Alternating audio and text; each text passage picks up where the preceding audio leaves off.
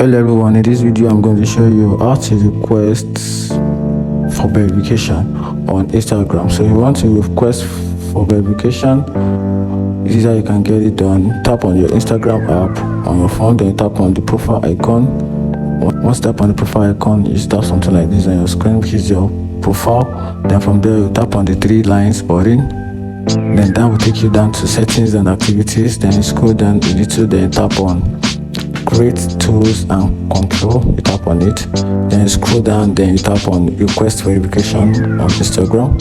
So when you tap on request verification, then right here you actually have 2 methods at which you can request verification on Instagram. The first one is just subscribe to Meta Verify. So when you subscribe for that, it will actually add a blue badge, like a blue stick badge to your profile that shows that you are verified, but you actually paid for it. But there's another one that you can do, which is just apply for Instagram verification. So here actually you have to fill a form, and this form is have to be confirmed by Instagram and their authenticity. So with this actually takes a while before Instagram can verify you, and this from all the information you provide doesn't actually guarantee you or you to be to meet the criteria. All this form that you are going to fill here, actually Instagram is going to link into it and see if you meet up with the criteria for verification. And most times these are the things that they put into consideration, which is your notability.